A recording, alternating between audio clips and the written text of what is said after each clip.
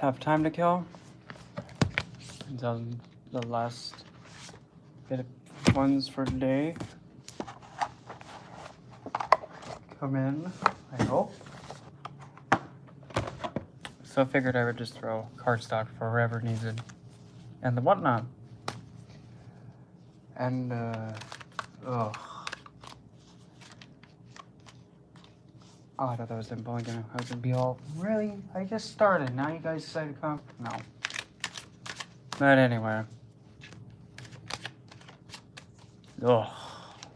It's just been a fiasco lately. Hey, cat, it's been a while since I've seen you. Way too long. The heck are you walking like? Like there's... There's just some guy just walking on the side of the road. And he's walking like this. just like, why are you walking like that? Like my good sir, you don't have to be holding your little pig in a basket, like pig in a blanket or whatever. I'm thinking like, dude, why are you walking like that? I don't even understand why men and guys sometimes walk like that. It makes me think like, why are you resting your thumb on your man part? I mean, I can understand to an extent, but just sometimes I think, okay, you don't need to be having your hand on it like every time you take a breath, dude. It's a joke, okay? Don't get all offended like, oh my god, he's putting guys down who like to grab their pig in a blanket or whatever. Okay. Let me change this to all, so that way I can see everybody. Could you, explain Capricorn Venus in the 11th conjunct Chiron? Well, when it comes to at least the way that I read, I don't really look at Chiron most of the time because I haven't really fully learned about what Chiron is. But on a basic level, I know that Chiron is kind of like your Achilles heel, like your weak point, and the part you have to develop more. Do you know what degree is Venus in? So 11th house, that means you'd be a Pisces ascendant then. Right? Yeah, you'd be a Pisces ascendant. So then opposite that would be Virgo, then to the, okay, Libra would be there. Okay, so that means Taurus, the 3rd house, and then 8th house is, wait, Taurus is the 3rd, Libra is the 8th then. That's where Venus rules. So having Venus in the 11th house of Capricorn. 15 degrees, good. That's what I like to see. Hey, Jeremy. 15 degrees Capricorn. So you actually have Venus in Saravan. It's a nakshatra. It's like the lunar mansion that's in Capricorn, one of them. And Saravan is also, funny enough, that's actually at least in my Vedic chart, that's the nakshatra placement. Oh, well, I only use equal house, meaning that every house is 30 degrees long, and there's no awkward houses that are just like only this big, and then there's a house this big. I have to use equal housing because it's just balanced that way. But anyway, Venus in Capricorn though. Essentially, having Venus in Capricorn, especially in Saravan most of the time, because I mean well here,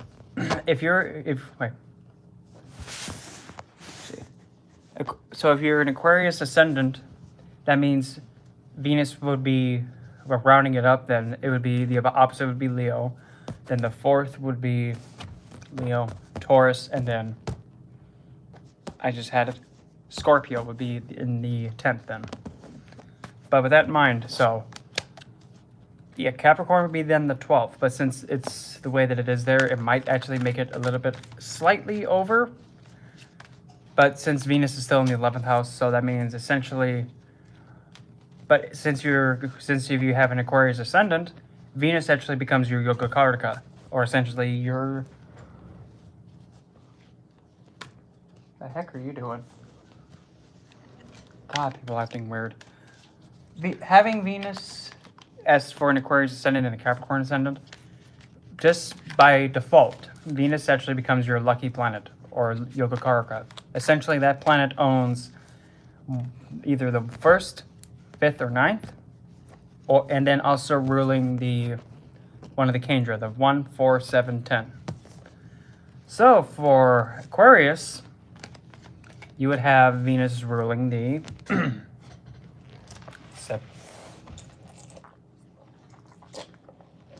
Aquarius has the 4th. Well, the thing is,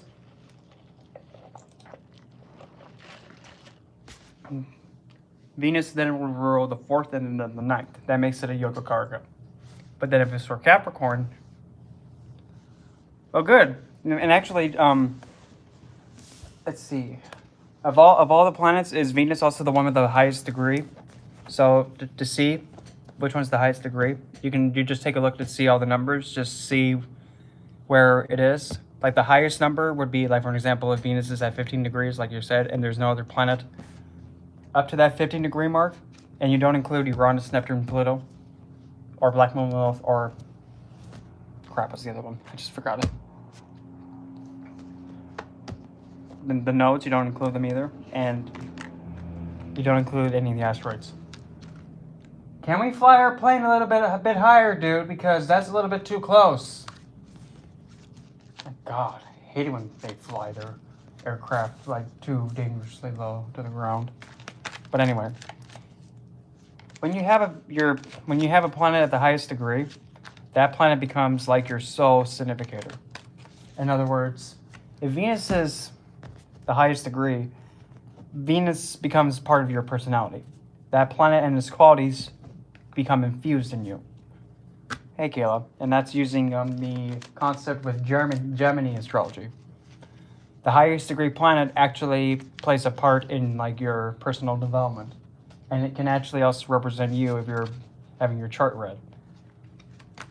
And then the one with the lowest degree is the Dharmakaraka. And the Dharmakaraka represents how you interact with other people and interact with your spouse figure. And it also can be seen on how you relate to others. And it can also indicate some hints about your spouse figure. Like, for example, I'll put myself on the spot. My Atmakaraka, we've already said it, it's Venus.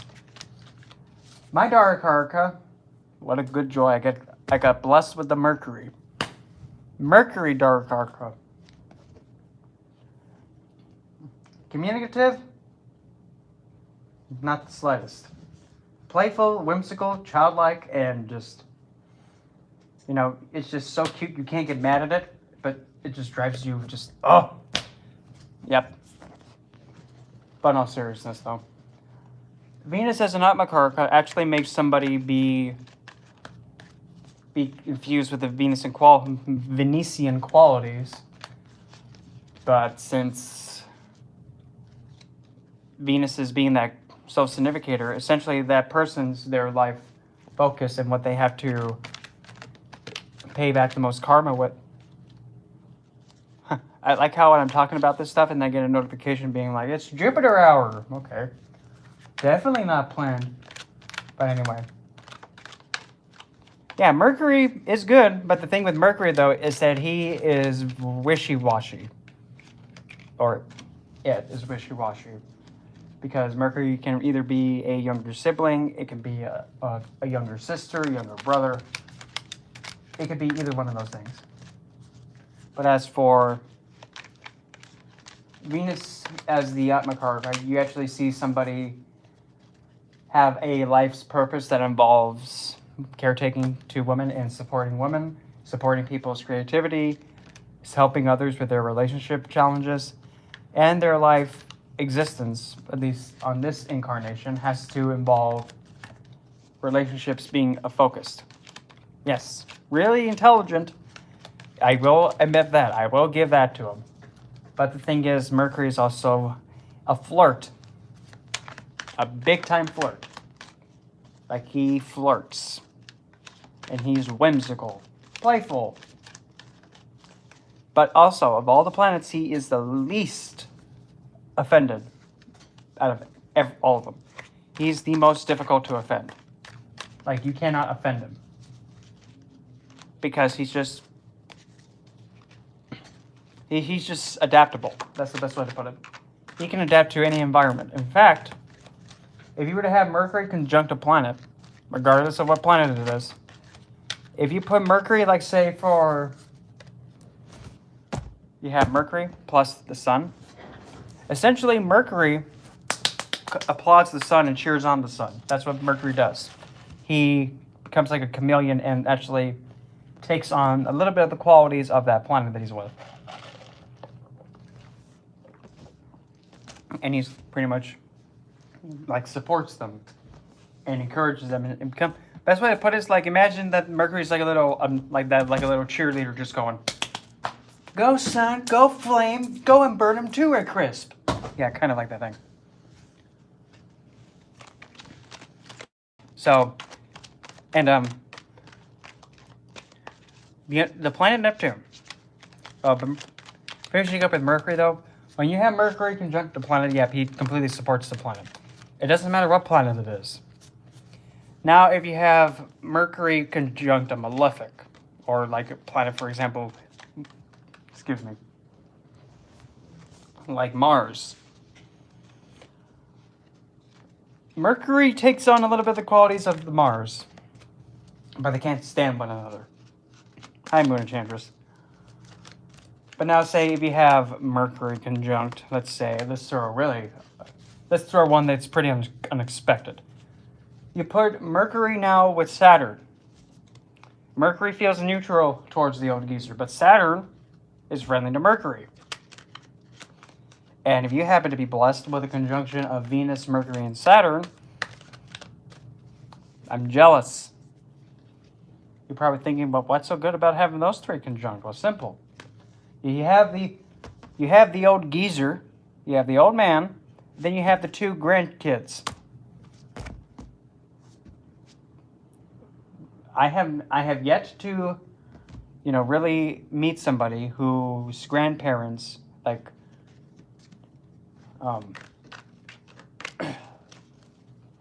like how there's like the I just completely lost my train of thought. But anyway, having that conjunction, it's actually pretty good for bringing in the wealth, because those three planets actually control the houses of, like, the houses of desire: Gemini, Libra, and Aquarius, and also Taurus, Virgo, and Capricorn.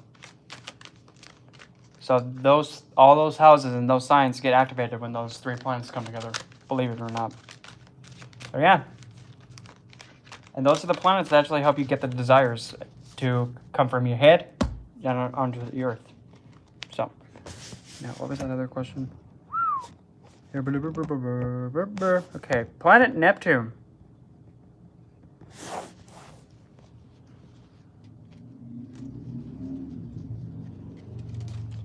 Well, the thing is, each planet has its own advantages and disadvantages. Because Mars you need to have for action, but Venus is actually the one that actually helps you pretty much escape this material realm. Can we not bang stuff? Thank you. And also, Venus is actually the one that actually brings people out of death. While Mars puts people in death, Venus takes them out of death. But that's for the planet Neptune. This is what Neptune does. Neptune is what I like to call the court sorcerer, or the sorceress. All about pretty much putting woozy-woo stuff in front of you, like, you're getting really intoxicated. Ooh. But it's also a planet that you can look at to see about how somebody gets, how they handle being intoxicated. Now, intoxicated doesn't mean just getting drunk. Intoxicated is like, how do they respond to outside stimuli? What happens when you have a person, have a few beers? That's an example. How do they handle illusions in the other world? How in tune are they with the spiritual world? All that you can see through Neptune. And Neptune, because of that, putting up risk of having illusions and deception come through, is considered a malefic planet because it can put you in a situation where you're being deceived and you're not being able to see what's actually in front of you. And that's actually why Saturn is actually the best planet to actually counteract it, because Saturn tells you to get your ass back on the Earth, while Neptune just wants you to be all woozy-wooed by its, blueness. 12th house Lord Saturn, wait.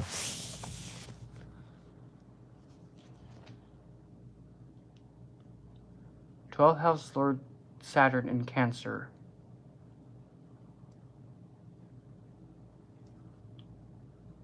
That would make... So then, wait. So Saturn is in your 6th house, and he rules the 12th? Okay, yeah. So essentially, wait. So Saturn being in Cancer, that's actually pretty good because you actually have Saturn actually looking at his own house, protecting it. And if you have it at a certain degree, I believe, I'm going to take a shot in the dark here. I think it's probably the very, like right in the middle where it's, I think it's Purnavasu, I think, not a Slasha. But Purnavasu, the return of the light, that is actually a Saturnian. That's the Saturnian nakshatra. 26, okay, then that would be in the Slasha. So Saturn in the Slasha can show that you have to be more... Essentially, you have to be very careful around snakes or venomous creatures. Hey, Daisy!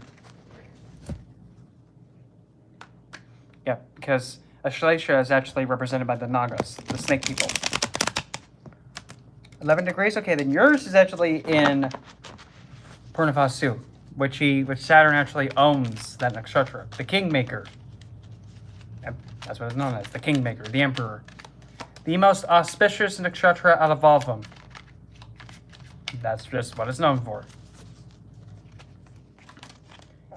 And the other one that he rules is Anuradha, which is all about friendships. And that one's symbolized by a lotus flower.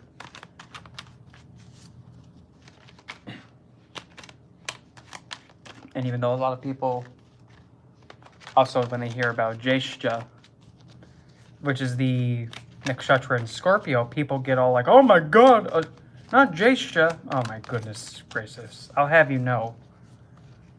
Believe it or not, yes, the most auspicious, yes. Jeshta is also the nakshatra point where Black Moon Lilith owns. Because, well, Lilith is somewhat like Jeshta. And Jeshta is all about essentially the parts of Scorpio where it's revenge, vengefulness, transformation, tantra, some of the darker points, but she's also the oldest of all the wives of the moon. In fact, she is the oldest. And she's also the one that actually initiated Moon to get cursed for, not spending enough time with all of them like he was supposed to. And directly opposite of Jeshta is Rohini, the youngest.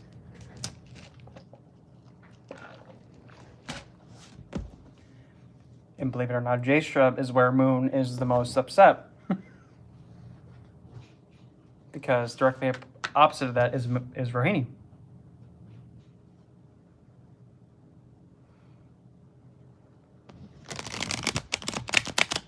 Just make sure when you look for like equal house and making sure that you use traditional Lahari.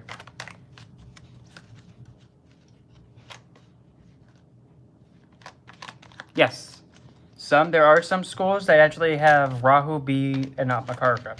K2 cannot be... I just had it, that's it. K2 cannot be at any Karaka. My good sir, can you please not have your truck make that noise? Because it sounds like you have a gas problem. So please, stop having your truck make motorboat noises. Before, the tires pop with it. I wasn't insinuating anything. But anyway. Careful, Cupcake. Sheesh, came in. People are driving nuts here. Huss the moon. That means you get the most security and you feel the most full mending people.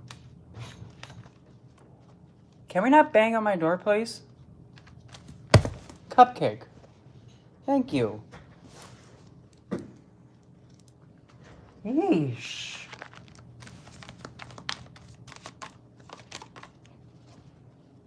Well, I have a piece of onyx in my ear, and then I just have a regular white stuff. People do not know how to drive where I'm at right now. Looking out the window and think, oh my good Lord, Lando, what a bunch of dimwits. No. But there isn't the question where to go. Remember, what's my moon nashatra?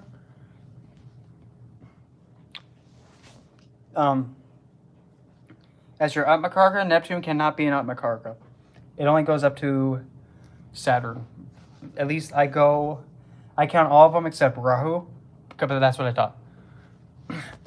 Your descendant nakshatra, that would, well, depending on what your ascendant is, the opposite of that would be, yeah, the 7th house nakshatra. And that does infuse. Hey, Tessa. Norway. Oh, I'm jealous.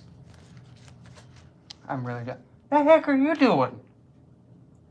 Cupcake, you don't have to back it up all the way like that. Just park in the parking spot. You're making... Oh, good thing that wasn't my car. And now he's driving away. God, people.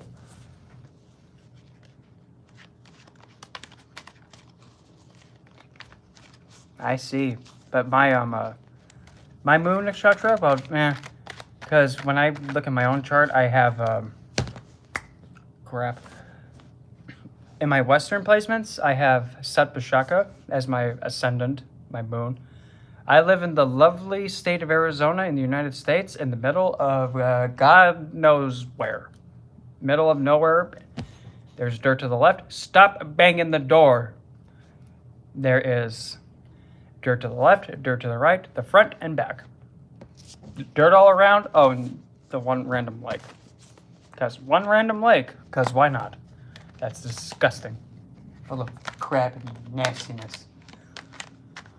But anyway, my ascendant on the western side, nakshatra, is Shat Vishaka. I have my ascendant degree, my moon, point blank on the ascendant degree, like right on top of it. Then I have a drunk Saturn. Will you knock it off?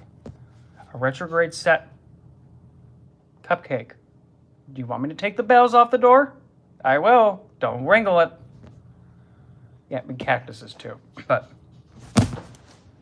yeah, that's what I thought. Unhand it.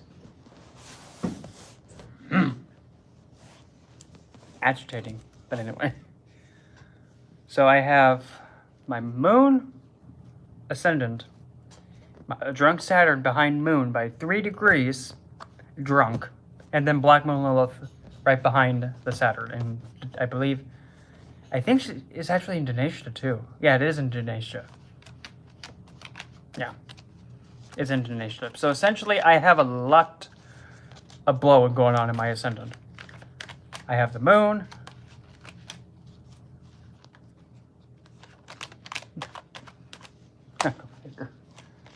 Too many synchronicities going on here. Oh boy, what's this? Well, yeah, 5. Yeah, I'm feeling like 5 of swords right now because that thing is, I just heard a voice. Yeah, I just heard a voice, and I'm going to assume I didn't hear it. I'm just going to nod my head to keep going.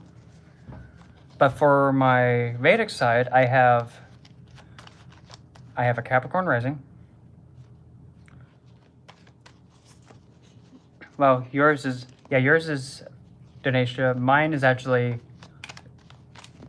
Sepashaka, which is the void with the 100 stars in the center. The physicians to the gods. Yeah, that one.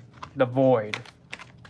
While On the Vedic side, my rising now becomes in Capricorn Saravan, a moon Saravan, Lagna Saravan, a drunk Saturn in Saravan, and then Black Moon Lilith is actually going to scooch a tiny little bit back, and now she's going to be still in Aquarius. Now she's in Shrephasakra.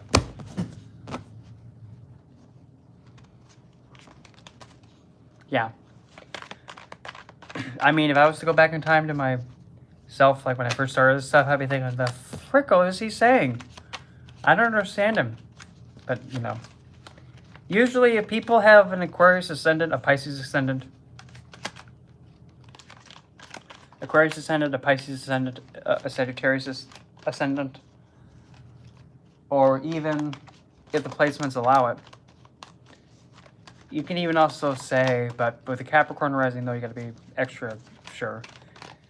But essentially, those signs that I just said, they can actually are the most able to actually learn astrology very, very easily. Generally, especially Aquarius, because Aquarius, the head of an Aquarius, the mind of an Aquarius, oh boy. All I can say is an Aquarius Ascendant and Aquarius Moon together, it's just like,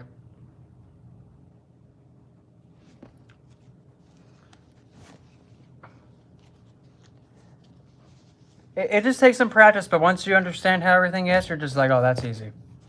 Well, sometimes it's easy. The only thing that's really difficult about, like, with the astrology stuff and all that, I mean, don't get me wrong, there are some people that just take it to learn how to predict stuff. Which is all okay and fine and dandy, but I'm over here trying to think, how can we use astrology in a more personal, beneficial way than just predicting, you know, some people get their, you know, one, like when they ask the question, am I going to get an anvil to fall on my head randomly on this date? Like predict stuff like that. I know that's a little bit comical, but still. I'd rather use astrology just to see how one person is able to interact with somebody else and actually deepen the connection between the two. And actually my mentor taught me when I read charts to don't limit yourself. Take like the Western placements and then take the the Western placements and then take a look at the Vedic placements, make divisional charts out of all of them. Then make a synastry chart, make a composite chart, and make divisional charts out of that. Yeah. And really that's the best. Well, I mean, I got lucky. I had a mentor teach me everything he did. Yeah, he taught me everything he did up until when he passed away because of some freaking twithead who decided Virgo Sun, Capricorn Moon, Scorpio Rising. Oh, Virgo Sun. Actually, here we go. Let's see. I'll come up with. I'll take a look at that right now. Let's see here. So that would be Virgo Sun, Capricorn Moon, and then Scorpio Rising. Well, here's what we get. Number one, Virgo Sun. Essentially, you feel the most fulfilled when you're able to caretake and attend and mend something, or perfect something, or make something go from one state where it's not its best, but then you nurse it and you bring it back up, if that makes sense. You also feel like you're doing your duty that you're supposed to do when you're able to enhance something, build up on something, make something organized and structured. Father figure. Rahu in Scorpio conjunct in the first house. Let's see. Oh man, I already like where this is going. Let's see here. In my head, spinning it around in my head, and I'm trying to keep an eye out if my next client's going to be coming in today. I hope so. Otherwise, I'm going to be very sad. Anyway. So for a Virgo Sun, essentially you see also father figures or authoritative figures kind of being a bit micromanaging on you. They are kind of like perfectionists for you. They want you to be at your best all the time, every time, and they instill in you and they guide you in a way that tells you that you have to be on your A game, picture perfect, flawless on everything, organized, structured. and making sure that everything is in its proper place. They may even, father figure might also have OCD of some kind, or something. It has to be a certain way, or it has to be certain like this, or it can also be very health conscious, like a nutritionist, like has to have this many calories in it and has to be this specific way. Or it can also represent it being Virgo, also potentially somebody who's in the legal field. Because what's the number one thing that lawyers need to be able to do to defend their client, or even the prosecutor? They have to be quite the, nitpick. They have to nitpick at every little thing. And that's Virgo. Going into the details, just like my right on the dot, and just start swinging at every little thing. Because that's one of the talents of Virgo. It can hyper focus and then go right down into something and get a hold of something. That's how strong Virgo is. It's pretty powerful. It's actually one of the signs that represents the day-to-day living, where it's like day-to-day struggle, because of the natural sixth house. But now switching over to a Capricorn moon, essentially moon and Capricorn, essentially one finds a person feels the most full and secure when they are able to be the one that's being looked up to. And when they're being able to pretty much do their work without any kind of distraction, or they have or their sense of security comes from having things being organized and also things being very self-controlled. And since it's the moon, and in Capricorn, it's actually looking at the sign of Cancer where it naturally owns. So it's protecting where Cancer's at. So essentially, Capricorn moon also shows that mother figure could actually be somebody who might have been a workaholic, distant, very cold, very organized and structured as well, but teaching in a way that actually shows the harshness of the world, not because she wants to just be mean, no, but to just give the harshest side of life right here and now, so that way the child understands how difficult and how taxing life can be, so that way they won't learn it later on down the road and not know what to do. This way, it actually gives the Capricorn moon a strong foundation to stand on before embarking elsewhere. That's one of the great things about Capricorn moon. And depending on the degree, you can actually see Capricorn moon turn into Taurus moon in the D9 Navamsha, which makes it become exalted. So don't knock on the window. So Capricorn moon also, when they are also probably one of the, if not the absolute most excelled in managing money. Literally, they can be even the most fertile sign above moon. Like above the, not above moon, above the Rohini Nakshatra, which is where moon's exalted. A Capricorn moon, they can survive on the absolute minimal amount of financial going out, and they can actually save the most money out of all the signs. And that's actually its excel point. They can have so much money saved up, and they are so strict on how they handle their money that they only spend so little to get by. They try and preserve, and they hold on to as much of their finances as they have. So if you were to give a Capricorn moon, like say, a savings account with a high AP annual percentage an annual percentage yield of like say 2%. I mean, if they were to have something like that, all the money that they have extra at the end of the month, they would fling it into that thing, and then that'll start to grow and accumulate. And even that on their own is actually a really good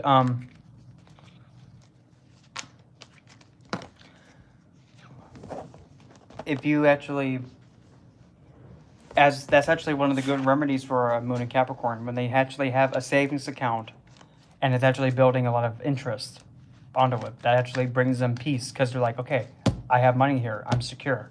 I have something here just in case something happens. And Capricorn moon in the 4th house, not really, unless it depends if the moon's waxing, waning, if Saturn's involved, if there's a malefic on the moon. But essentially, everything that I just said, and essentially, it also affects the mother too. So mother figure needs to have security. Mother figure is it's a bit more,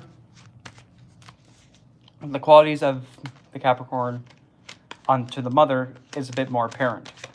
And the mother can be somewhat cold to an extent.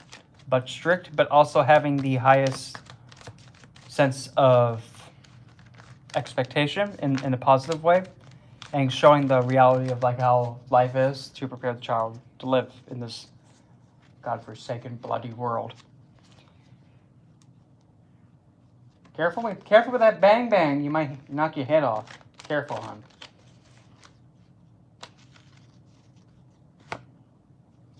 Okay, that'll fall on your head. Oh, he missed. People are crazy. Yes, Adam. But now for the Scorpio part. A Scorpio Ascendant. I'll just say, to be completely honest, Scorpio Ascendant is the most... It can be very challenging, but however, naturally, this person with a Scorpio Ascendant, naturally, they can withstand the darkest that life can throw at them. And their life generally is very difficult, and they experience a lot of dark things. But however, though, of all the signs, Scorpio is the absolute most committed and the most devoted out of all the signs. Literally, you can put this person through absolute torment, and they will not give up on someone. If they are that stuck to someone, they're not going anywhere. You can put them through the worst that the whole world can even come up with, and they will still keep their feet on the ground, and they're not going anywhere. And Scorpio is also the sign where you can actually see the best people in jewelry business, mining, and also digging deep to actually discover treasure. They are also the best at tax collecting. And they are the best to actually... this is going to sound a little bit over the top, but the sign of Scorpio also represents assassinations. So Scorpio, and like the Scorpio Ascendant, they can actually be very, very helpful in helping devise a way to actually take an obstacle out. And if you want to take it the other way, like actually help you with the Hitman, I cannot say that one because you're going to have to really see where some of the other planets, like Mars, is at, what it's doing. Is it exalted or is it pissed off in Cancer? Yeah, all those things play a part in that. So, but other than that, a Scorpio Ascendant makes a really good occultist, and being able to see the worst that life can throw and not get fazed by it, and actually help people learn to be more tolerant of darker things. So, Adam. Rena feels about... Okay. So tell me, my lovely card pile stack of shenanigans. Tell Adam about this person on his mind. First give me 3. 1 for him, 1 for her, 1 for both. There's a 1. Well, that we have a... Okay. Is that one? Stop banging the door before I take your weave off. Okay, there's a cupcake. Don't do it. Don't do it. I see you.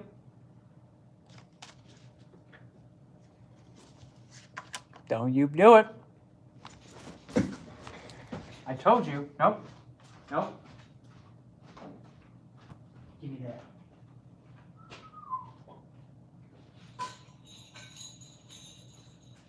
Jingle, jingle, Merry Milkmas. No more of that. Sorry. I just had to take the jingle balls.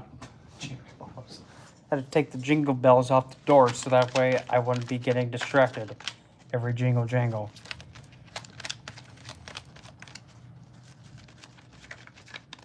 Up, okay. Looks like that client wasn't coming in either. Great.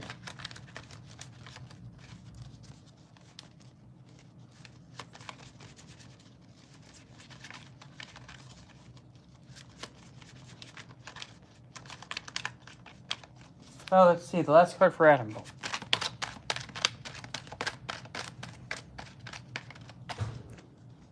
Honey Bear.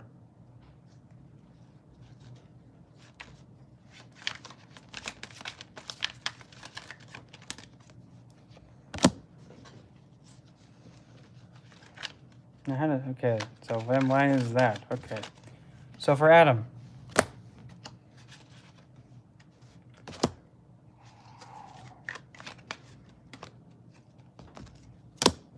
Okay. So for Adam, Ten of Cups and then King of Pentacles. First and foremost, I'm getting that there's this strong sense of emotional commitment and emotional fulfillment on your side. And you kind of want to have a settle, but be a little bit realistic about it.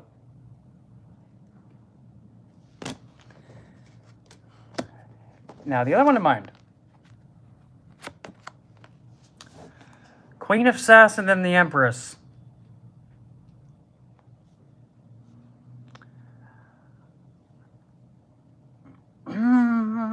It can be. It can be romantic, but you got to be very careful with her. Because she won't hesitate to take off your head, metaphorically. Quite sassy. And won't take any kind of BS. Can we not have our truck go, 40 miles over the speed limit, please? Literally, there was like a truck, like a big truck with a trailer attached to it, and this went like 55 in a...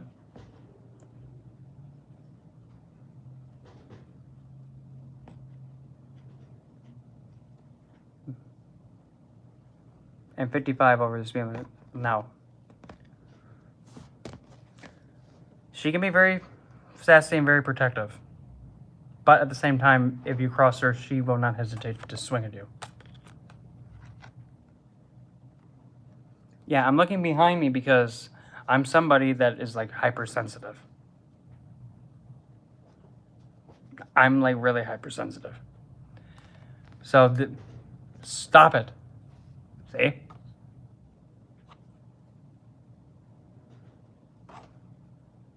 There's so many things going on in this gym. It's just cray. I'm just like always aware of my surroundings. But anyway.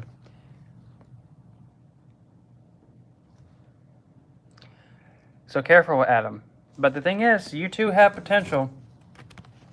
It does have that potential, but the moon's there too. So you got to be very in tune with it. And you have to feel your way through in order to get to this Ten of Pentacles if you're wanting to have this connection. But again, this card also has Venus in Virgo. So you're going to have to be precise on how you go towards her. And you're going to have to be on your A game. Otherwise, she'll just take your head off. Be careful, though. It does have that potential. And you do have the means to get it. Though you just got to be very careful because if you notice, there's his head. She will not hesitate to take it off. And, use it as like a sponge or something. So be careful, Adam. The potential, it's risky. But if you play your cards right, yes, you can be just fine. And now, like the regular house rule is now, you are absolute. Everybody gets one free question, but then after that, I kindly ask you would do like a super chat or something. Everybody gets one freebie. One freebie a live stream. That sounds so weird.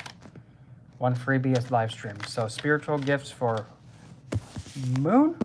Yeah. Where'd it go? There it is. Oh! Never mind, that was a joke. There we go. Strongest spiritual gift. What in the heck is it for Moon then? Tell me. My pile of plastic painted picture pretty card stock thingies. Okay, if they don't come in the next... Oh, this sounds so vulgar. If they do not appear in the next 15 minutes, I'm going to spread my wings and fly. Do not stop banging the door. Stop blowing it.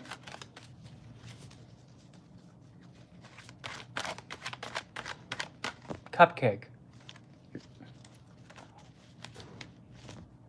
Wow, you're kind of rude slamming the door like that. Didn't anybody teach you not to slam the door? Yeah, this is like something I deal with on a daily basis. But anyway. So, spiritual gift for the Moon Enchantress. What do we get? We have a 9 of Twigs.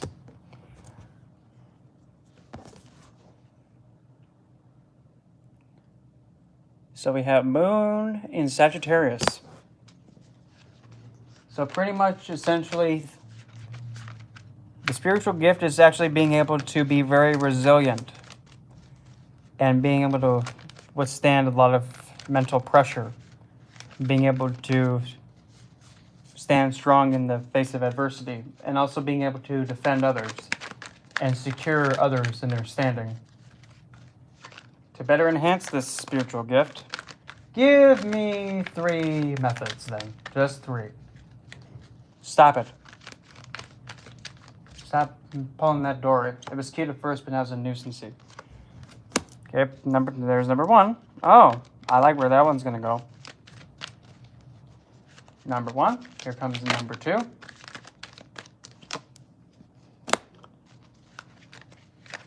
A lot of Scorpio punches popped up. Okay. And then the number 3. Cupcake. Turn into there. Don't just sit there, twisting your... Eesh. People don't understand that when you're about to turn into somewhere, you have to turn. You can't just sit there with your blinker on and just go, I'm going to wait 30 minutes and then turn. Splendid. That's a good way to have an accident happen. Number 3. Okay, here we go. So, to better enhance this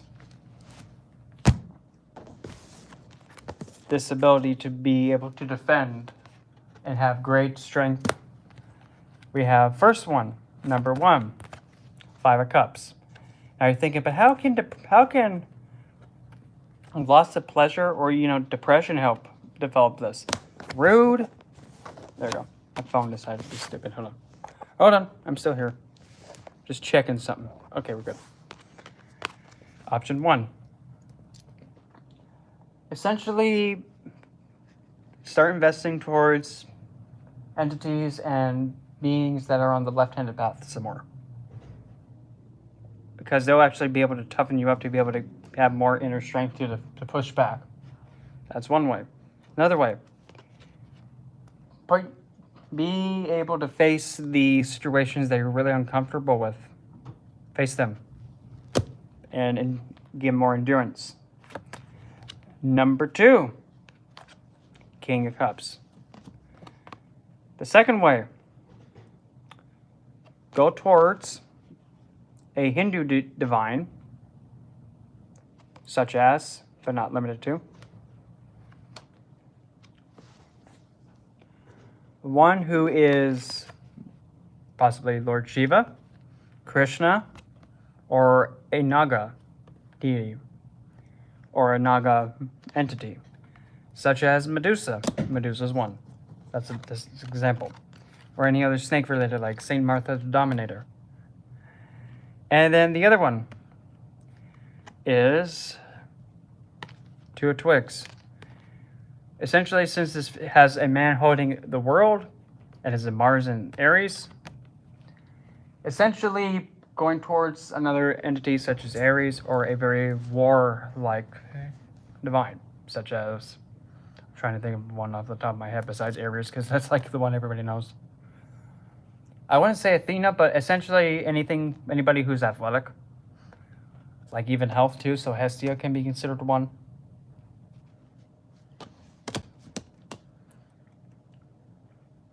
Trying to remember if there's any other off the top of my head.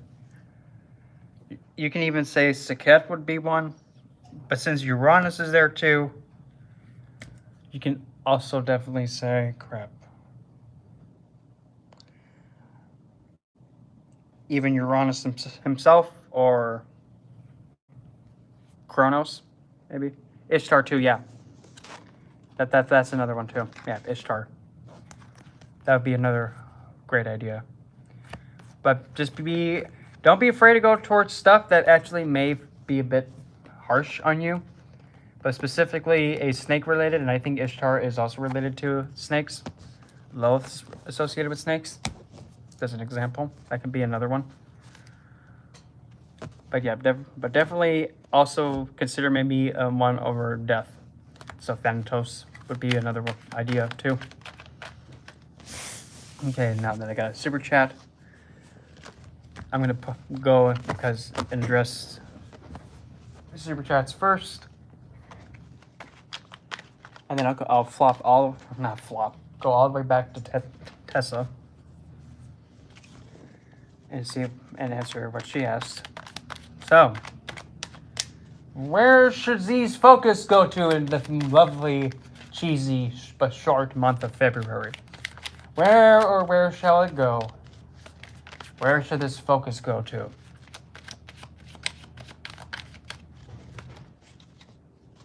That was rude. You want me to do that spread? Okay, fine. Fine, you said so. Here comes the Romani Spread. You're probably looking at me like, what the heck is the Romani Spread? Simple. Hey, Lisa. Essentially, the Romani Spread goes a little bit like this. You pull a total of 21 cards. 3 lines. 1, 2, 3. Past, present, future. But now here's the thing. 7, 7, 7. 21. Yep. Pulling 21. So just go with it. I'm just going to nod my head and go with it. Hi, Rhea. Okay, so here we go. So, the month of February for Z. Here comes the focuses. Blackjack. Yep, Blackjack 21.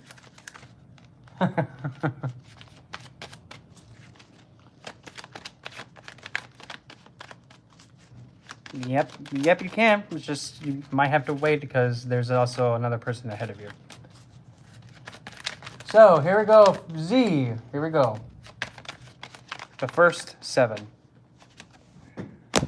Okay, there's that. There's the next one. F this deck. I quit. Yep, we know I got pulled. 3.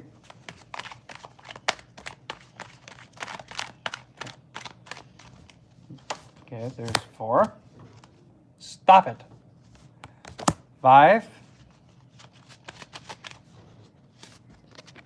6. There's 7. Okay, that's the first pile of 7. Actually, I should have it go this way. Okay, there's the first pile of 7. Here comes the next pile of 7. I don't know why I wanted me to do the Romani Spread, because that thing, it takes a lot.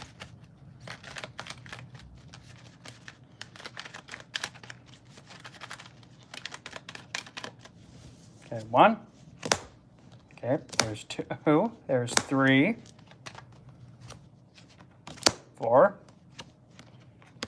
5. 6. 7. There's the next 7.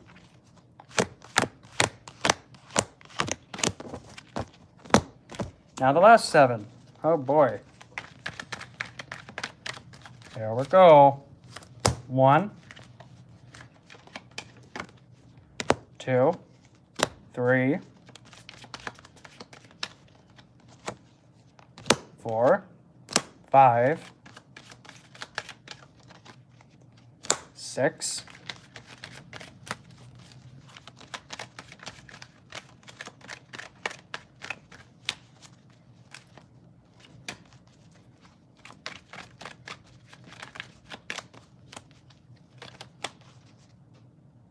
If that's not the card, then don't tell me to stop it then. Sheesh. And then the last one. The last of this nonsense. Okay. 1, 2, 3, 4, 5, 7. Okay. So. Now here's the thing. Each one of these that I pulled represents a week. And each card is a day. Ready? Of course, it's not going to be all 28 days, but still. For the next 21 days. Starting on February 1st. Kicking it off.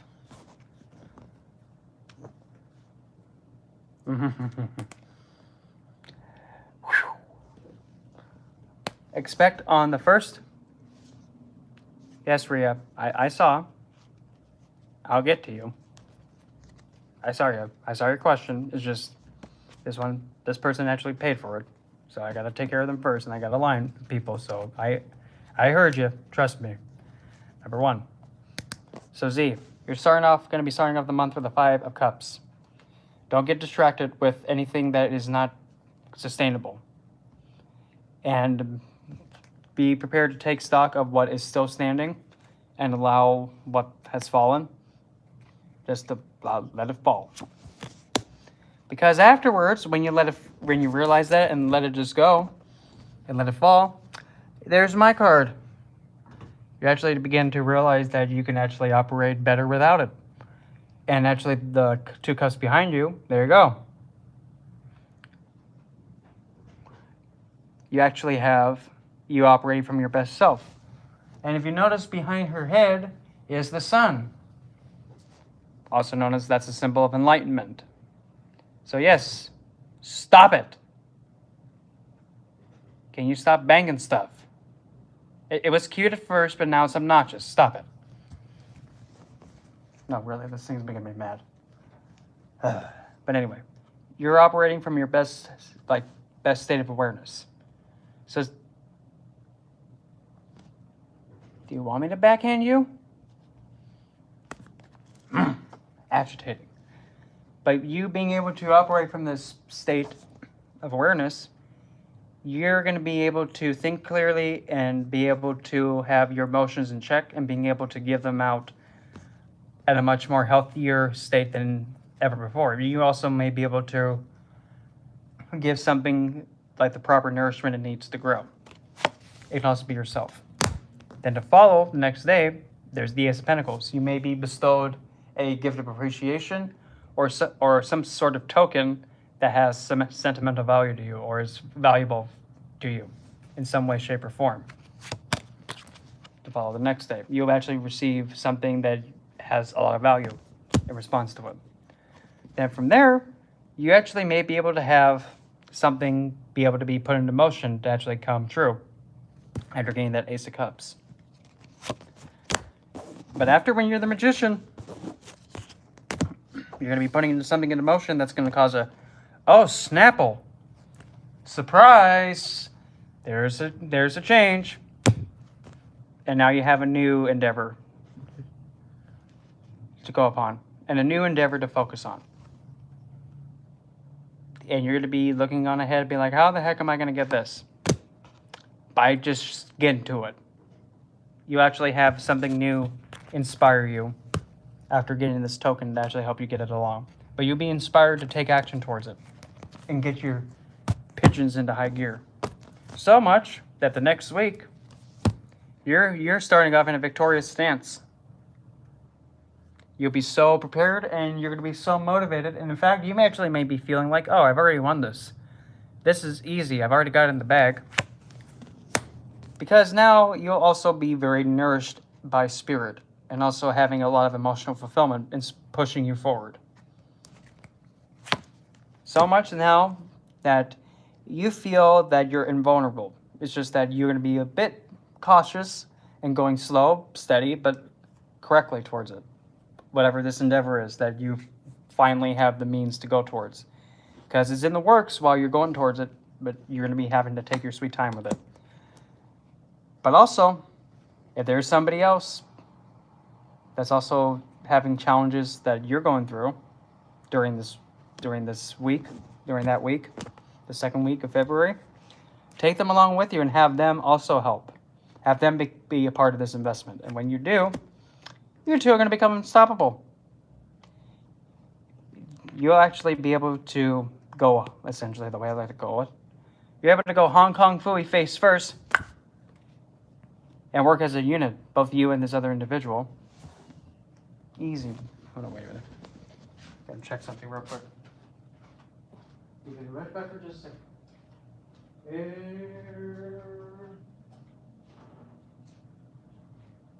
Nope, never mind.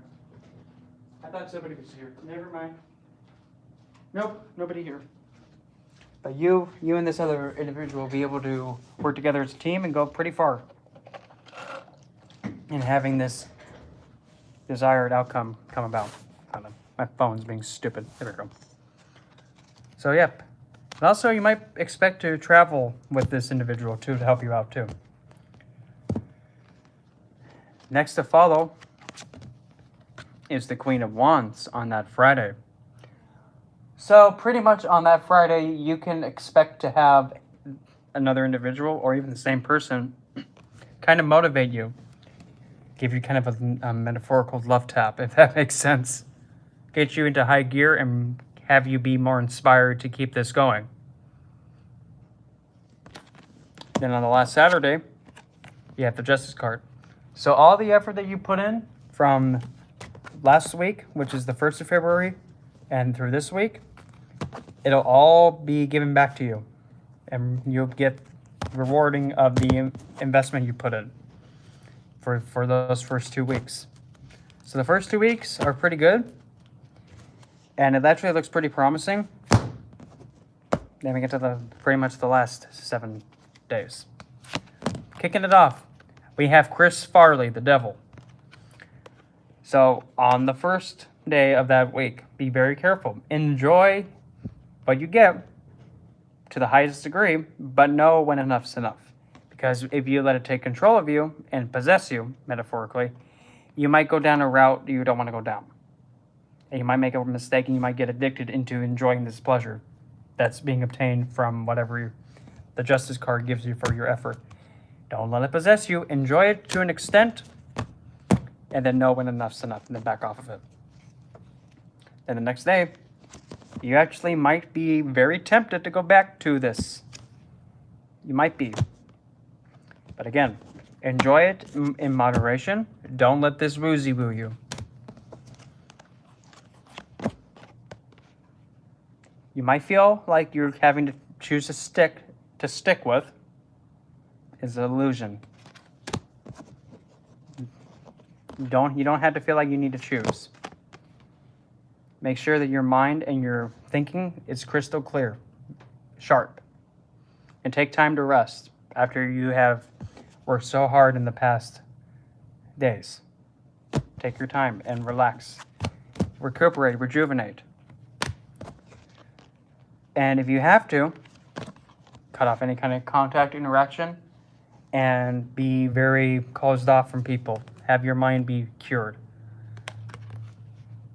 And make sure that you're able to communicate effectively and interact with other people effectively. Especially whenever if the moon begins to wane like this, close yourself off. And even though you're closed off, your mind might be very active. It's an illusion. Don't let that fool you. So get your mental health and mental standing restored to its best. Then from there, you'll actually have a wish. Stop it. You'll have a wish be granted to you. And it'll be a wish that you've been wanting. So be very aware of that. And that's what I got for you from that Romani Spread. And that was a big one. And you can thank whichever spirit was like, do the Romani Spread. Okay, you can thank them for that nice, long, drawn-out one. Okay, let me go all the way back to Tessa. Okay, and then let's go back down. Okay, Tessa. Next in spiritual journey, let's just go short and sweet, but direct to the point. Give me Give me 3. 3 in the key. 1. 1, 2, 3. Okay, I'm gonna have to scooch us over because my phone's gonna kick the bucket. And I don't want my phone to kick the bucket because that'd be rude. Here we go.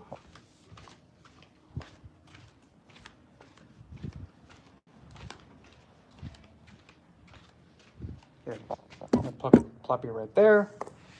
Oh. And I'm gonna stick this where it needs to be stuck. That sounded so bad. Oh, whatever. Apparently, the orientation. Let me find a stool.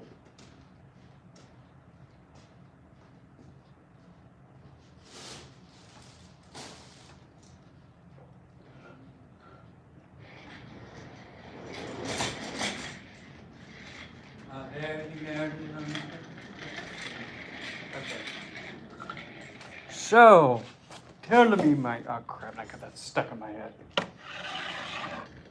Got Lilo and Stitch stuck in my head. But anyway, now that we're back with this shenanigan again, I'm gonna get things out of the way.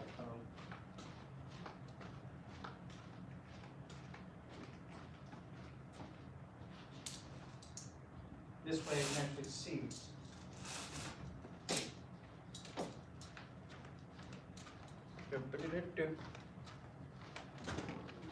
Cupcake.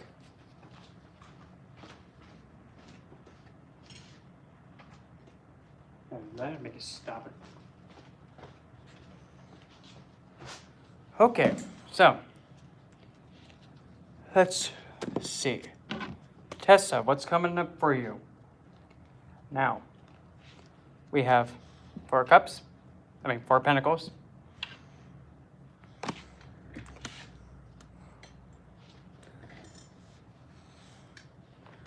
Way too dark. Way too...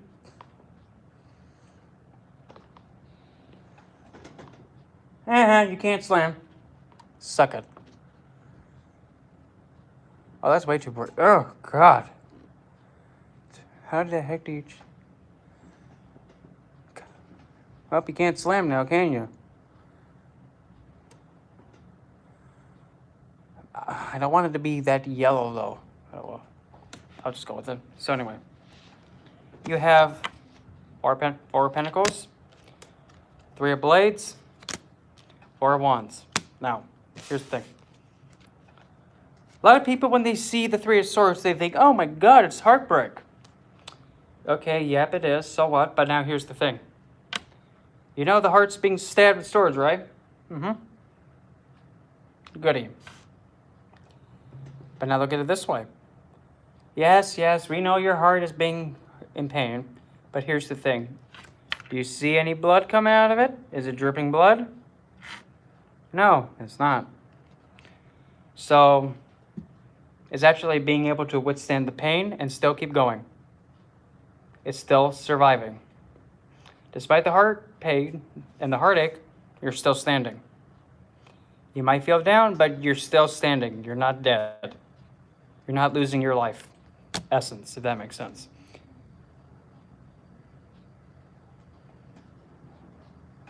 Whatever is bringing you the heart pain and struggle, it's not going to knock you down. In fact, you're still going to be able to hold on tight to it. You're able to keep yourself standing. And you're going to have to be willing to undergo something that's going to make you not feel the best, but you're still going to be standing from it. Because then you have the 4 of wands. This depiction actually has it as a castle. So your walls are going to be a lot stronger. So be prepared for that, but you're going to survive it. You just got to hold on, and then your walls will grow stronger and higher. Still good though. Because, with this deck, that's how I have to read it. I can't read it any other way. Because if it was like the 3 of swords and there was like blood coming off of it, then that would be different. But this one didn't have any blood, so it's not going to slowly kill you. In fact, it's going to make you tougher. And more resilient.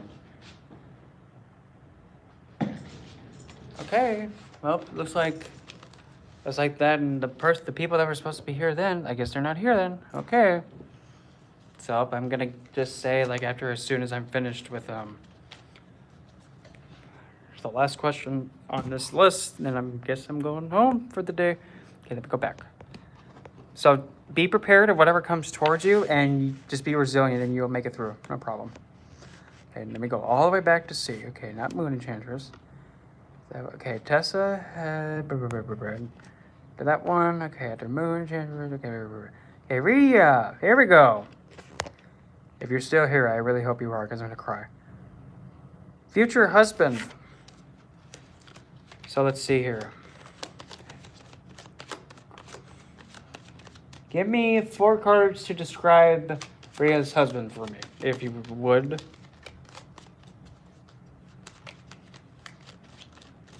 Let's go with, ow. We'll start with you.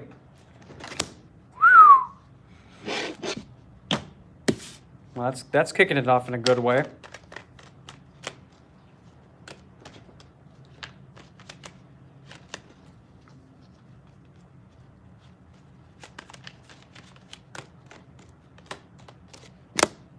Oh, that's sweet.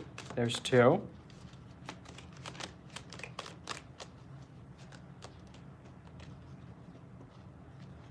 Come on. No, you the other one. Ha! Okay.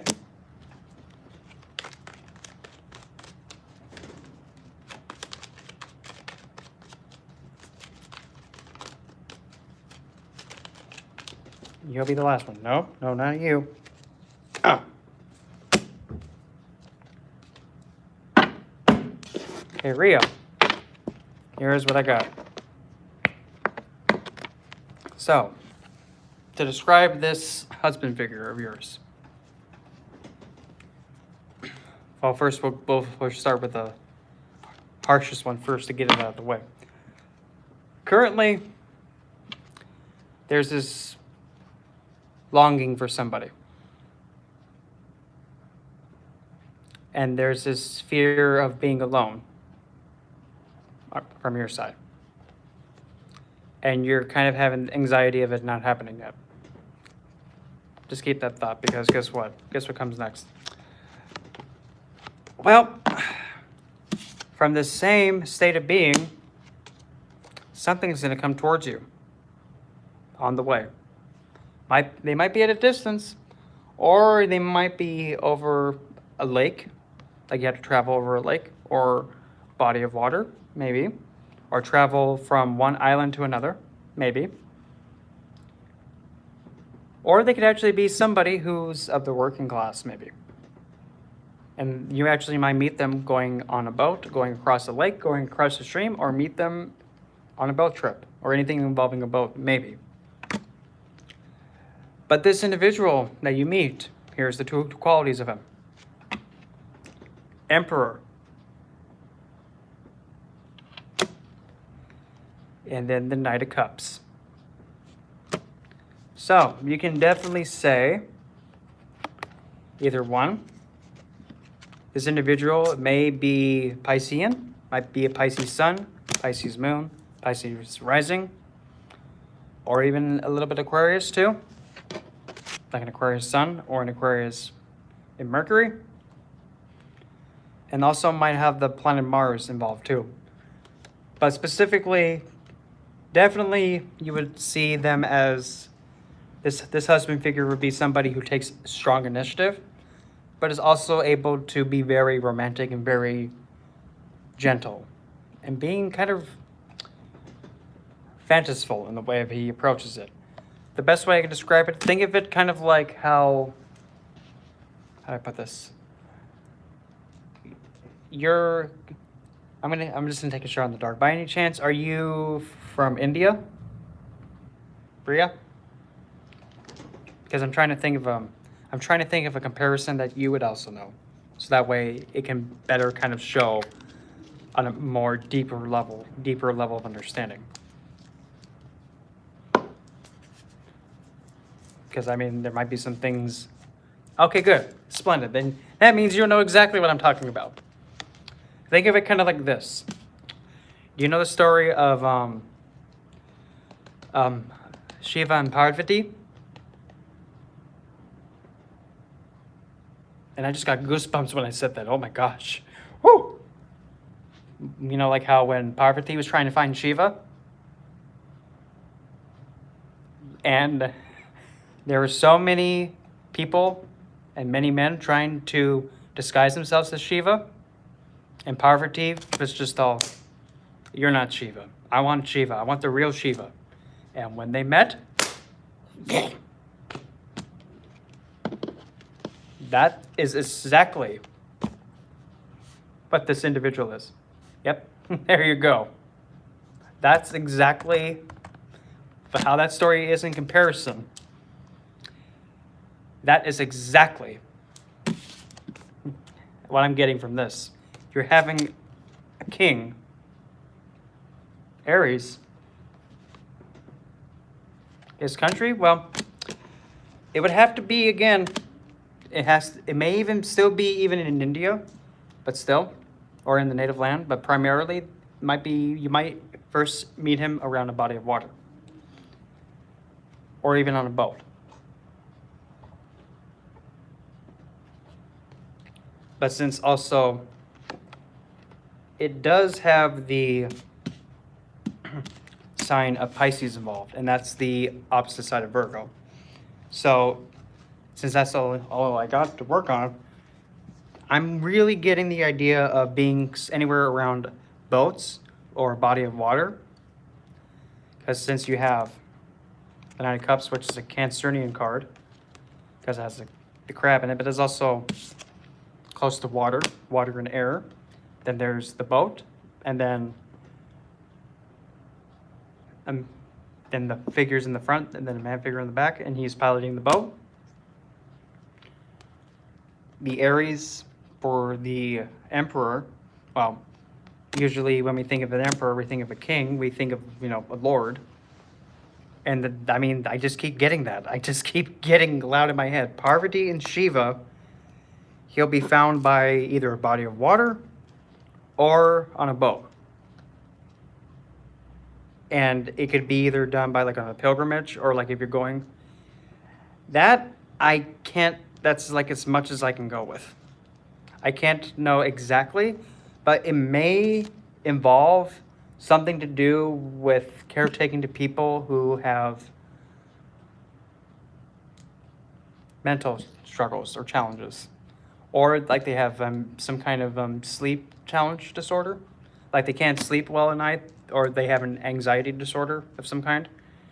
Or they may work in the profession that involves mental health or sleep help, or any kind of profession that helps them be able to sleep, or any kind of disorder, like a neurological disorder, like neuropathy care. At least that's what I'm seeing with that, because when you have Mars and Gemini, or any kind of, because that's what's on this card, you can actually see somebody having music, I can kind of possibly say maybe, because the Knight of Cups is actually romantic with that. But if you're looking for more of a music, that would be more say, if I actually, wait. Yeah, I wouldn't say exactly music, but there's a lot of what the heck was that? It felt like an earthquake just happened. That was weird.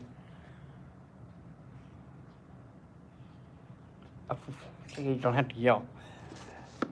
I keep having the same thing be played in my head, saying body of water or by a boat. Specifically where it involves somebody and a child. So if you're going on a boat, or if you're anywhere near a body of water and there's a woman and her child a little ways away, that might be where you'll find them. And that's what I keep getting, and you just keep saying the same thing over and over and over again. Body of water, or by a boat, or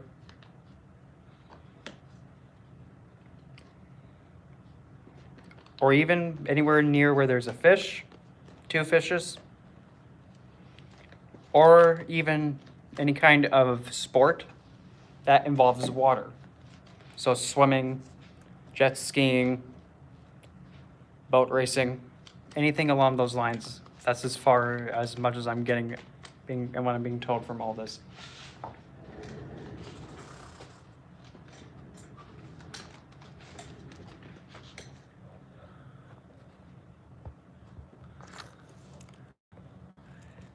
Well, I mean, the thing is that you can actually maybe even find them right now. You just got to go up and get them. Okay. Okay, let's see. Who's next? So, well, that's pretty much as much as I can get. Because if you head out there right here now, you might be able to find them. It's just, again, if you put the intention out to find them, you'll find them. And I want to give people their next turn. So just... See, where'd it go? Yes, and if you put in, and if you're wanting your cards pulled, make sure you put the question in there, and if you ask if you can get a reading, of course I'm going to say yes.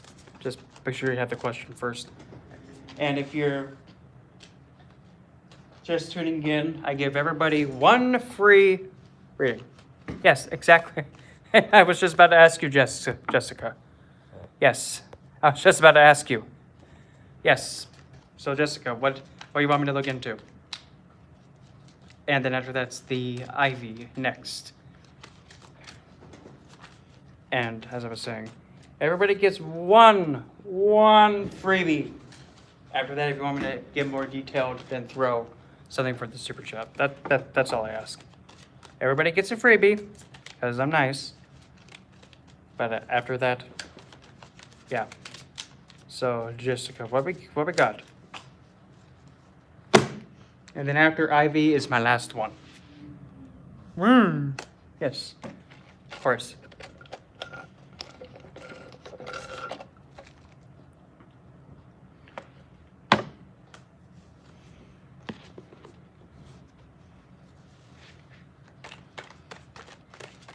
We're going for the love life, and then after that will be Ivy, and then that'll be... Stop howling.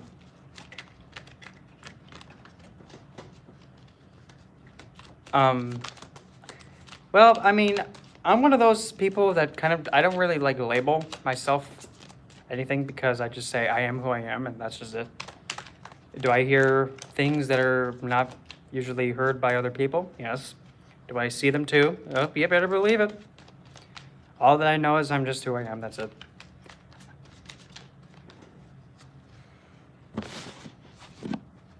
Some people will even call me guru, and I look at them and I think, okay, thank you for that, but it is what it is. Because, I mean, I just know I'm just myself. That's it. So, love life for Jessica. How does she stand right now?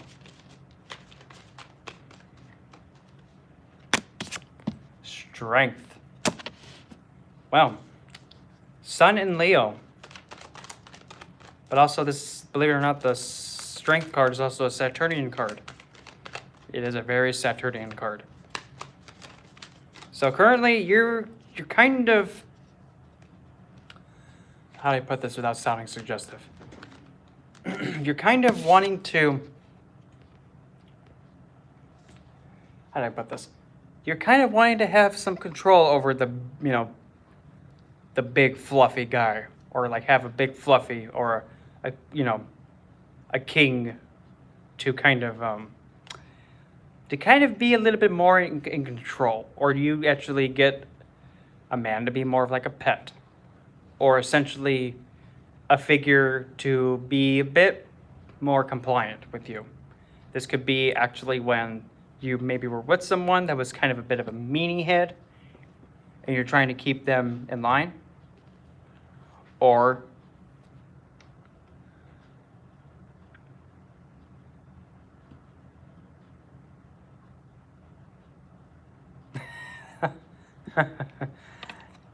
if you happen to have a pet snake, or if you've ever had a pet snake, possibly, just possibly, to better enhance your love life, consider maybe going towards a naga or a snake-like figure like Medusa, or invest with them.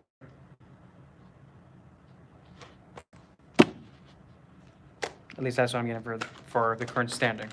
Invest with a naga deity of some kind. Doesn't have to be anybody specific, but a snake-like deity. Even Lilith counts as one. Medusa as another. Even, well, I don't know if you would consider Nessie one, but you get the idea. Or even a lioness like Sekhmet. That'd be another ideal one. Yeah. It is cray. Now for 3 courses of action, actually here, instead of that, correct that. Where is her love life going towards? Oh, shoot. Oh, oh, I hope she's okay. Oh, she's okay, good Lord. Some girl, some woman was walking and she was wearing heels and she missed up and she just fell. Oh my God.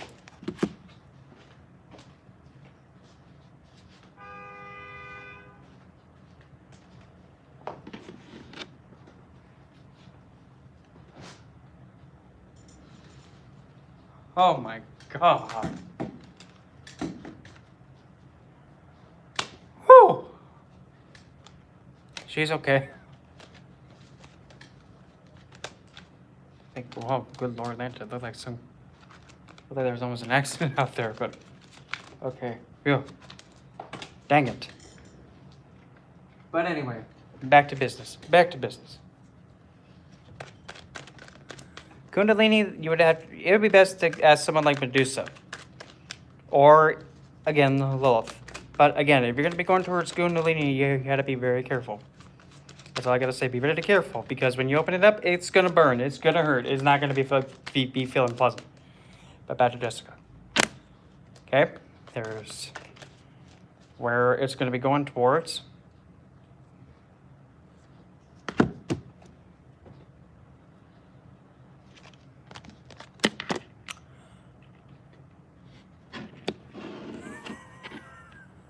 Okay. So Jessica, you're kind of sick with the BS that, men do to you. That, God, wow. There must have been some guy that must have not have been the best to you, and you're not having it no more. Not having it.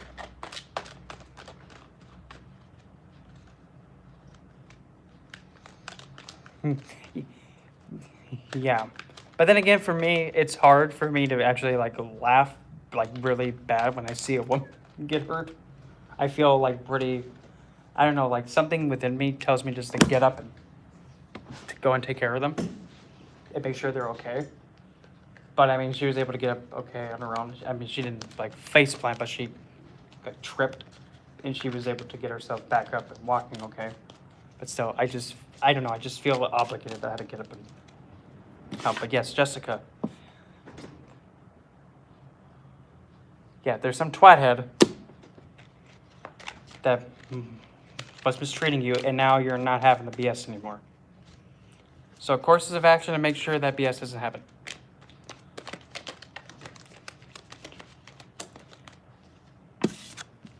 Did you happen to metaphorically take off his head? Off with his head. Off with his head, by the order of the Queen, off with his head.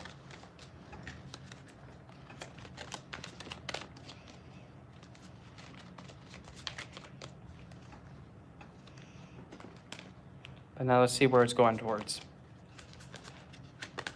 But there's this strong energy of not having the BS no more. Not going to put up with it again. But the route that's going to be going towards. 6 of Pentacles. So now we kind of have like the legal system kind of a thing going on here. Just desserts.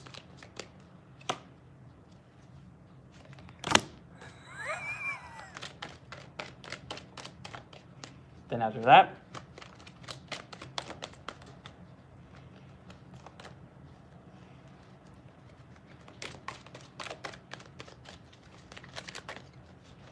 well, the first two, I mean,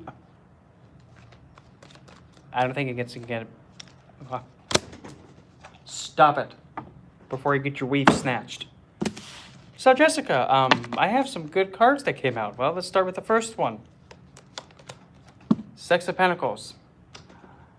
Essentially, when it comes to the love life, now that you're putting it known to be all like, I'm not going to put up with any kind of BS again, because I already cut off Jackass's head. So now I expect, you know, a give and take and things being fair and just. And because of that, wish fulfillment comes to you. Because of that wish fulfillment, now you have the Nine of Pentacles. You have equal give and take. You feel at your best grounded practical state. From that comes your wish fulfillment. But you have to keep that sassy stance. Like, no more of this crap. Give and take is going to be like this, or he's going to get, you know, his two heads removed. Give me just one more card, just to, for another thing, just to be aware of for number one. Yep. There's a Two of Cups coming. If you keep the sassiness up, don't be afraid to take the weave off. And his weave, not yours. If you happen to wear a weave, I didn't know, and I'm sorry for that joke, but still. This is expected for you to get. You're expecting this, and if you're expecting it, you get it. But keep the sass up. If the next guy that comes towards you doesn't give and take, off with his head, and have it become like that new thing that, you know, you play, what's that called? What is that called? Croquet. Use his head as a croquet ball. Then move on to the next one. But there has to be this mutual give and take. And make sure that you're at your best standing to receive it and the wish. Yes, you can get it, but again, do not let anybody mess with you or do anything wrong towards you at all. Oh gosh, Tessa. Ah, Lord. Ah, great. Now I have to answer this. Okay, fine, Tessa. But after this, I have to, well, actually, let me do Ivy first because she's been waiting a while. So let me just get her real quick, and then I'll do you, Tessa, and then after that, I'm going to turn this off because I have to get home because I've been live for way too long. And my client that was supposed to come didn't pop in. But thank you, Tessa. I'll buy you chocolate sometime. So where is Ivy's question? Ivy, where is she? Ivy, where is the question you had? Bang, dig, dug, doo-ba-doo. There we go. Trying to figure out on what movie to next. Oh, okay, let's see.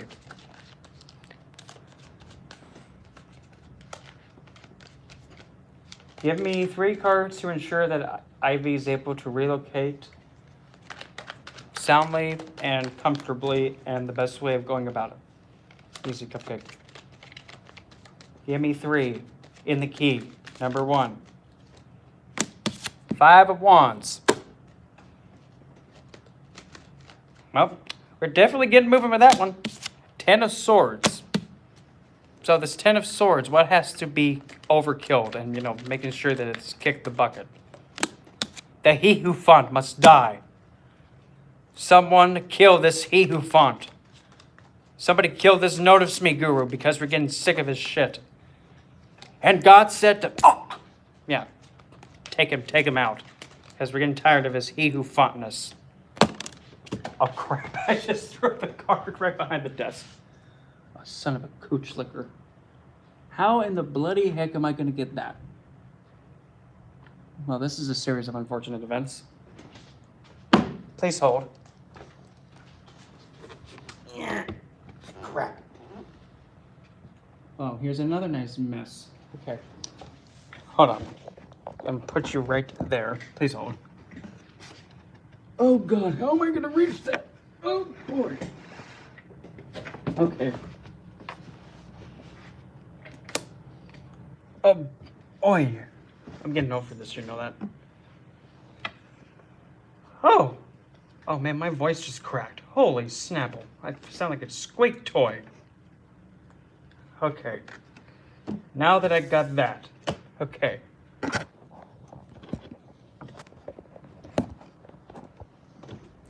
Okay, now, well, so far. We had the Wheel of Fate go behind the desk. So far it looks good. Then the one last card. The last final card. We have the Eight of Cups. So, for this move to go smoothly,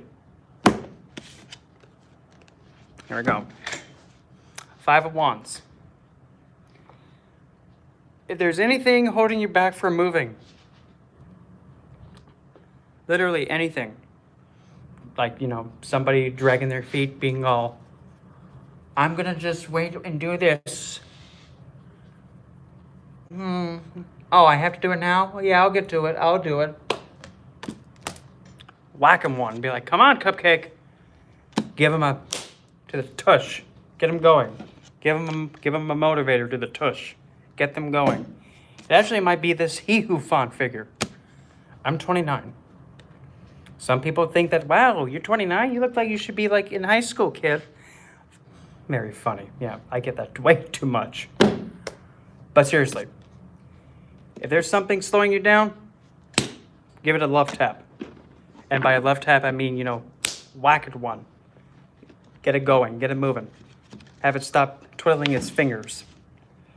But now, to also make this move go over smoothly, something has to be overkilled. Something has to be like, okay, they're done with this crap. Take it out. And it happens to be a he who font. Now, a he who font is a type of teacher or somebody who's like, notice me. I am a guru. I know what I'm talking about. I'm an old man. Nope. Listen to me or you're going to hell. Damn kid. Well, sorry. He must die. No. So when he dies, real fortune comes in instead.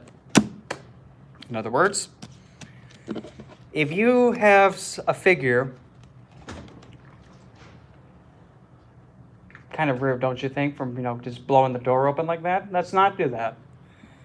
Once this figure kicks the bucket, metaphorically, not literally, or you stop listening to them, or they stop having influence on you, fate progresses things ahead.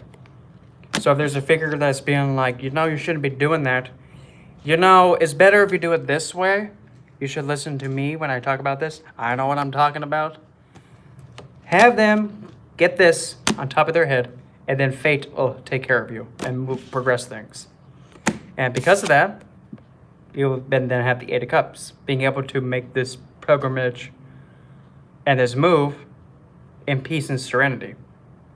You just got to have this figure that's crippling you and telling them to piss it and to stop, you know, having influence on whatever you're wanting to do. And now after this has to be the last one. And I have to give it to Tesa because she, you know, super chatted it. So, I know there's a lot of other people waiting, but I have to get back home. I've been live for about an hour and my voice is getting tired. But anyway, so tell me about Tessa's love life. Real quick. Whoa! Give me, let's see here. I'm going to go with, wait, let me just do this real quick.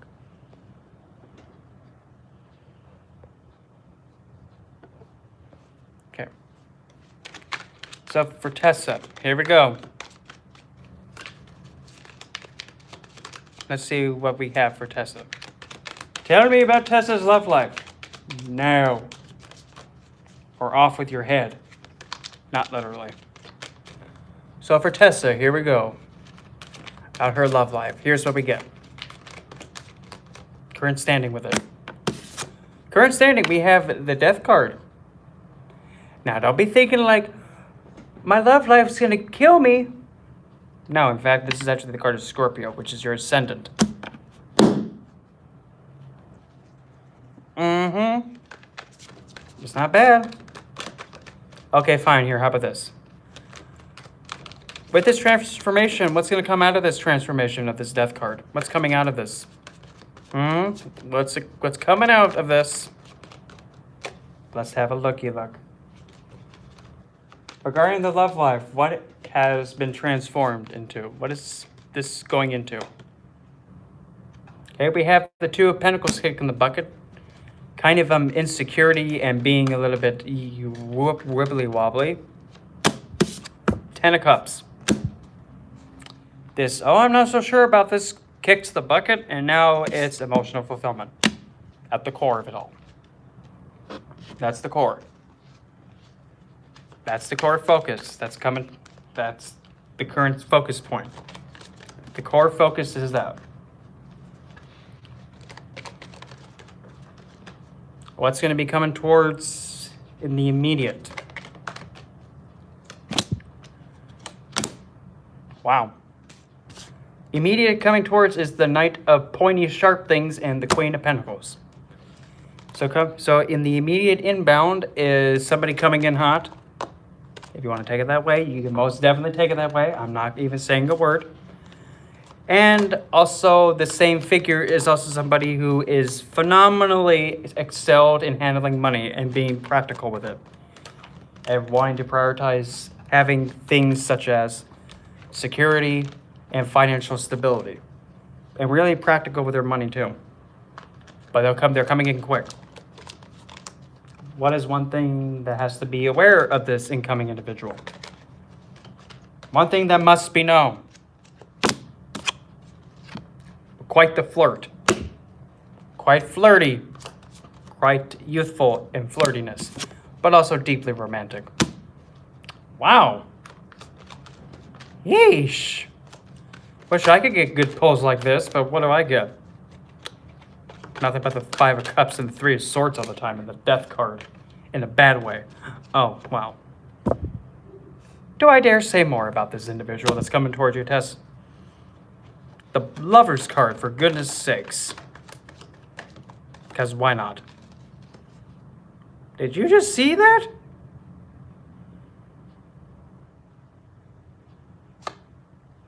Well, anyway, there's the World. And then here comes a new beginning. My card. So Tessa, your incoming love life, there's nothing to worry about. It's going to be coming in hot, and this individual is pretty much going to be a wish being bestowed to you finally that you've been wanting. Three Queens. I don't think I have to go any more with this. Three Queens. I think we have found that in your love life, there's nothing to worry about. There is absolutely nothing to worry about. Now the High Priestess. Just trust. Trust and wait and just know it's on the way. It's going to be a lot of fun. It's going to take you for the ride of your life. Just be prepared. Just don't be addicted to them. But be prepared. It's going to be a lot of fun. Just have the self-control. And don't be afraid. Do not be afraid to be like, oh, look at you over there. Why don't you come chase me then, Bruno? Chase me. Oh, wait, you can't because you're shackled. Oh, no, what are you going to do? Tease him a little bit. Tease him a little bit because once you know you actually got him, he pretty much will be fulfilling you on all levels. Oh, look, here comes the Emperor. Yep, the King. What? I don't know what that noise was, so I'm going to ignore it.